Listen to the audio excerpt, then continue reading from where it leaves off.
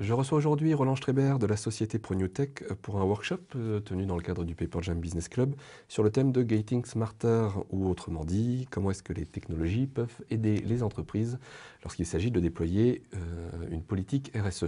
Monsieur Strebert, bonjour. Bonjour, monsieur Roux. Alors, on parle de technologie. Les technologies, c'est un terme très vaste, très large. Quelles sont les technologies qui peuvent en fait aider aujourd'hui les entreprises à mettre en place ces politiques RSE? Il y a un aspect énergétique, il y a d'autres aspects qui existent. C'est quoi les technologies?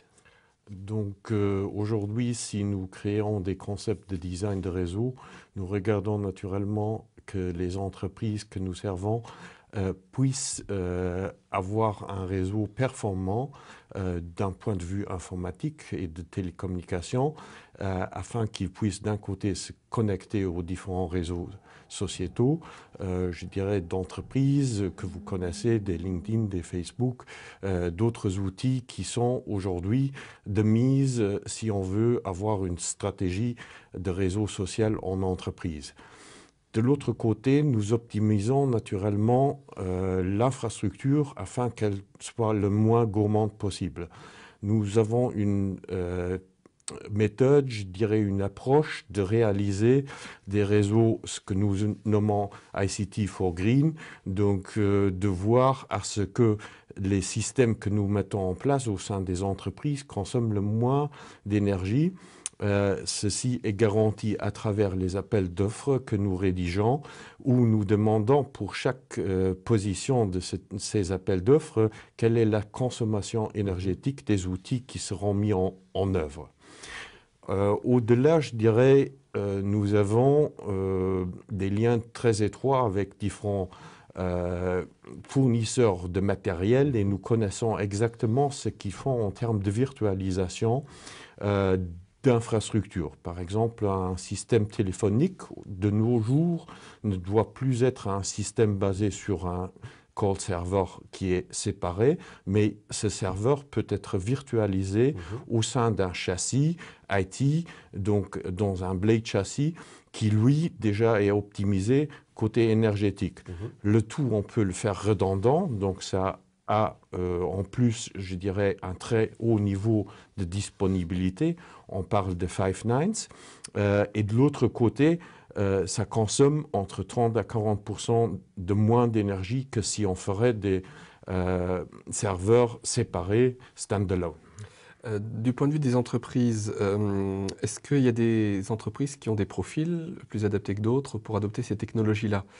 Des profils ou des prétextes, des contextes particuliers quand on s'intéresse à un nouveau bâtiment, quand on est une PME, quand on est une grande entreprise, quand on veut faire des travaux? Enfin, est-ce qu'il y a des contextes particuliers qui favorisent ces investissements dans des technologies plus vertes, plus responsables? C'est évident que c'est plus facile à mettre en œuvre un système virtualisé dans une grande entreprise.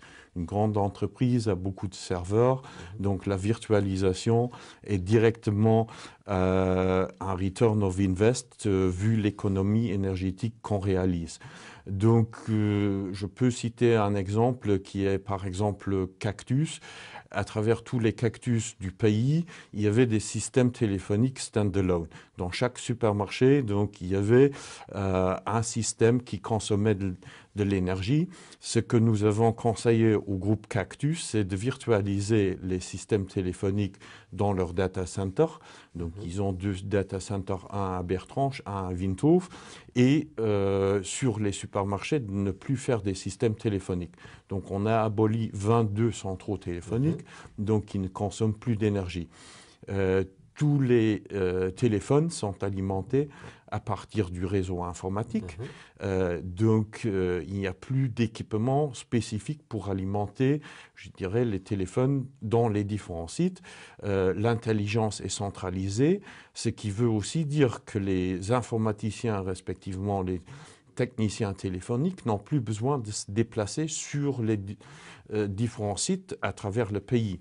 Si on voit qu'il y a un cactus à Ettelbruck, à Diekirch, à Redange, etc., à Rémisch, il y en a donc dans tous les coins du pays, ben déjà le bilan CO2, la réduction de déplacement des ingénieurs qui devraient intervenir sur site, donne un gain évident. D'accord. Euh, les entreprises, quand elles choisissent d'investir, justement, un cas comme celui que vous venez de citer ou d'autres, c'est quoi qui les intéresse? C'est l'effet écologique, c'est le retour sur investissement, c'est la valeur de l'investissement. Est-ce qu'il y a un critère décisif à un moment donné? Je dirais, au début, quand nous avons démarré nos activités chez ProNewTech, effectivement, le Green IT n'était pas encore de mise. Donc, les informaticiens avaient plutôt tendance de rigoler. Mais qu'est-ce qu'ils veulent, ces ingénieurs? Qu'est-ce qu'ils nous discutent d'épargner de l'énergie? Notre premier souci, c'est effectivement de faire tourner notre réseau informatique, notre réseau téléphonique, ce qui est évidemment le cas. Donc, de l'autre côté, je dirais, en les convainquant de diminuer les déplacements dans ce cadre de Cactus, ils ont tout de suite compris que ça allait quand même leur faciliter énormément la vie. Donc, rester sur un site centralisé où on a tous les équipements de mesure, où on a tout en main pour pouvoir contrôler la situation, ça les intéressait. Donc, ce n'était pas l'économie d'énergie, mais c'était déjà le return of invest, puisque bon, il y a pour 22 sites plus de contrats de maintenance, il y a un contrat de maintenance centralisé, donc qui les intéressait en premier lieu. En deuxième lieu, quand ils ont quand même entendu qu'on allait économiser énormément annuellement sur l'énergie, ben, c'était un affaire qui les intéressait naturellement aussi. Mais ce n'était pas leur première préoccupation. D'accord. Monsieur Streber, merci beaucoup. Merci.